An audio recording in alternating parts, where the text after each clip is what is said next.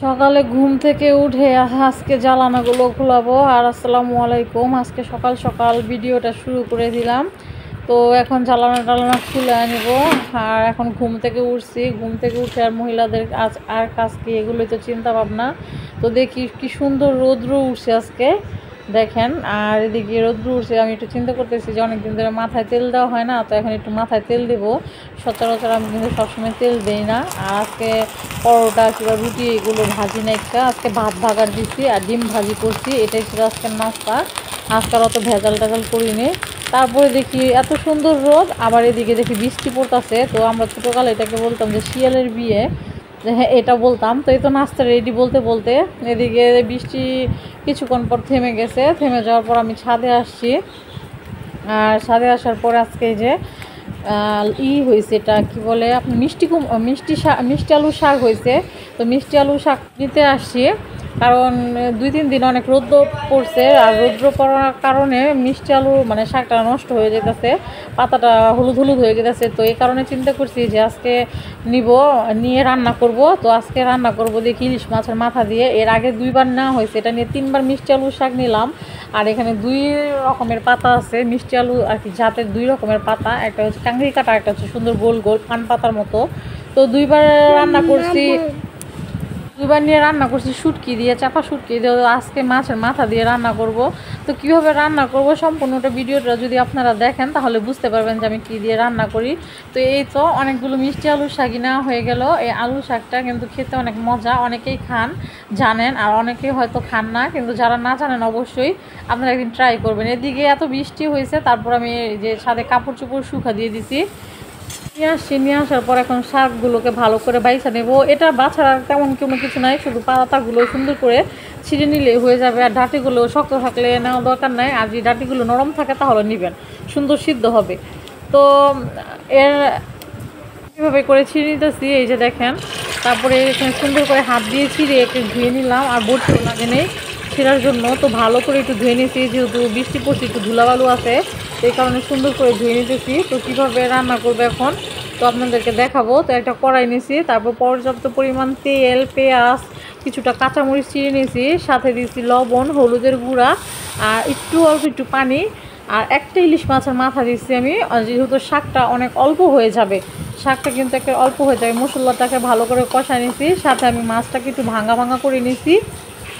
আর আরেকটা কথা, এখানে কিন্তু আমি আদা রসুন দিইনি, কারণ আদা রসুন দিলে ইলিশ মাছের গ্রানটা কমে যায়। আর মরিচের গুঁড়াও দিইনি, যেহেতু এখানে অনেকগুলো কাঁচামরিচ দিয়েছি।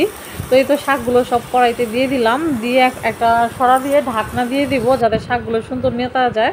এই তো দেখেন সুন্দর অল্প অল্প করে পানি উঠে গেছে। তারপর একটু আমি নাড়াচাড়া দিয়ে নিতেছি।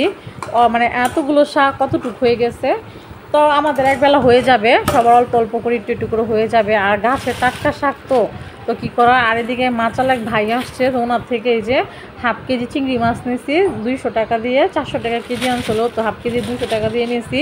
তো এই মাছগুলো এখন বেছে নেব। আর এদিকে আমার এই যে শাকটা সুন্দর একটা রান্না হয়ে গেছে। তারপর আমি আবার একটু নাড়াচাড়া দিয়ে নিতেছি, একেবারে অনেক সুন্দর হয়েছে। আর সুন্দর একটা স্মেলও আসতেছে, যেহেতু ইলিশ মাছ দিয়ে রান্না করা। চিংড়ি মাছ দিয়েও চাইলে আপনারা রান্না করে খেতে পারেন, চিংড়ি মাছ দিয়েও ভালো লাগবে। তো এটা তো আমাদের জন্য রান্না করলাম, আপনাদের ভাইয়া তো আর এটা খাবে না, ও তো আর এসব খায় না, মানে শাকটা অন্য কোনো সবজি মাছ ও এসব খেতে চায় না। তো ওর জন্য রান্না বাকি রয়ে গেছে। আর এটা তো ছিল একটা সাইড ডিশ। তো তারপরে আমি আবার এখানে কচুমুখী দিয়ে ইলিশ মাছ দিয়ে রান্না করে নিলাম। আর কিছুদিন ধরে মুখির 2-3টা রেসিপি দিছি আমি রান্নার, মাছ দিয়ে এক এক পদে মাছ দিয়ে। তো এই কারণে আর আজকে রেসিপিটা দিলাম না, তো এটা মানে এমনিতেই করে নিলাম, সম্পূর্ণটা করে নিছি। আর ওটা আপনাদেরকে পুরোটা দেখালাম না। যদি কেউ মন চায় তাহলে অবশ্যই কমেন্ট করে জানাবেন, তাহলে আমি রেসিপিটা আবার দিয়ে দেবো। আর এদিকে আপনার ভাইয়ার জন্য রুই মাছ আর চিংড়ি মাছ মিশায়া একসাথে ভুনা করছি, যাতে একটু চিংড়ি মাছ ফ্লেভারফুল থাকে, গ্রান আসে, এই কারণে। তো এই তো আলু শাক নিয়ে নিয়েছি খাওয়ার জন্য। আমি এখানে রান্না করা এই যে আমার গাছের টাটকা আলু শাক, আর এই আলু শাকটাকে। আর এদিকে নিয়েছি কলমি শাক, এটা আমার চাচি শাশুড়ি দিয়েছে, উনি চিংড়ি মাছ দিয়ে রান্না করছে। তো এই তো ছোটো যে গুঁড়া চিংড়ি দিয়ে রান্না করছে, আর আমি ইলিশ মাছের মাথা দিয়ে যে শাক রান্না করছি। তো এখন খেতে নিয়ে নেবো। আর নিজের গাছের শাক খেতে কিন্তু বেশ ভালোই লাগে, এর আগেও 2বার যেহেতু আমি খাইছি, অনেক মজা হয়। আমার গাছের শাকগুলো টাটকা থাকে তো, মানে খেতে অনেক ভালো লাগে। তো বিসমিল্লাহির রহমানির রহিম করে মুখে দিয়ে দিলাম, আর অনেক মজা হয়েছে, টেস্ট হয়েছে। সাথে একটু ইলিশ মাছটা ভাইঙ্গা নিয়ে নিলাম একসাথে করে। তো এই তো খাইতেছি। তো আপনারা চাইলে এভাবে করে খেতে পারবেন। অনেক মজার হয়েছিল শাকটা। আর যারা যারা আমার ভিডিওটা দেখেন অবশ্যই লাইক কমেন্ট শেয়ার করবেন। আর যদি পারেন আমার চ্যানেলটাকে সাবস্ক্রাইব করে দিবেন। আর আপনাদের কোনো প্রশ্ন থাকলে অবশ্যই করতে পারেন। তারপরে আমি নিয়ে নিয়েছি ইলিশ মাছ দিয়ে কচু দিয়ে, সাথে এক টুকরা লেবু নিয়ে নিয়েছি, কারণ অনেক সময় অনেক কচু দেখা যায় কি গলা ধরে, সবটা ধরে না, কিছুটা আর কি। এটা তো কচুর মুখী, তো এই যে আমি একটু আগে থেকেই ভয় পাই, একটু নিয়ে নিয়েছি, লেবু নিয়ে নিয়েছি। আর যাদের ঠান্ডার সমস্যাটা বেশি থাকে তাদের কচুরমুখীটা গলা একটু বেশিই ধরে আমার মনে হয়। তো এই তো কচুরমুখী ইলিশ মাছ দিয়ে নিয়ে নিলাম। আর কচুরমুখীটা কত সুন্দর নরম সফট হয়েছে রান্নাটা, দেখেন একদম সুন্দর সিদ্ধ হয়ে গেছে। তো আজকের ভিডিও পর্যন্তই, সবাই ভালো থাকবেন, আল্লাহ হাফেজ।